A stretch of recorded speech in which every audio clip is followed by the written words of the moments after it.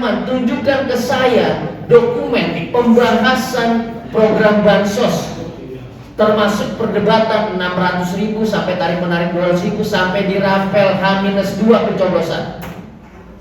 Kalau itu tidak bisa dijelaskan, maka jawabannya adalah penyelidikan berupa hak angket.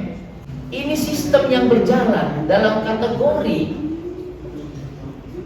dalam konteks hukum administrasi negara. Dia menggambarkan negara yang sedang berjalan, rodanya sedang berputar, mesinnya sedang menyala.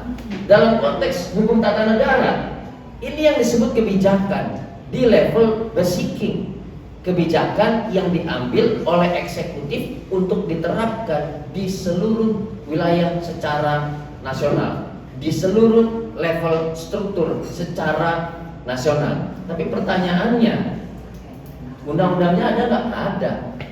Yang nggak ada apa? Pertimbangannya yang nggak ada. Emang teman-teman tahu tadi yang saya bilang itu perdebatan di Kementerian Keuangan 500 apa 200 apa 240 apa dirapel apa segala macam. Emang teman-teman tahu yang mana yang nggak ada berasnya? Yang mana perlu operasi pasar karena tiba-tiba harga beras di sana tidak bisa dikendalikan?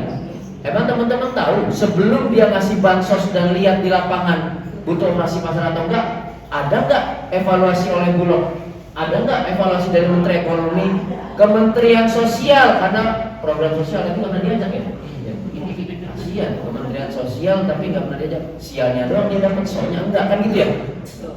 Jadi dari situ kita bisa lihat ini bukan insidental, ini proses kenegaraan yang dijalankan tetapi untuk tujuan tertentu dengan dalil implementasi undang-undang.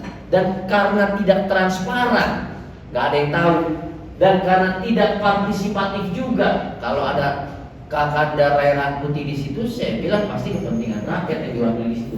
Tapi karena nggak ada namanya di absensi rapat, apalagi rapat terbatas bersama presiden, jadi itu adalah rapat-rapat yang terselubung, ya, pembahasan-pembahasan yang tersembunyi, ya.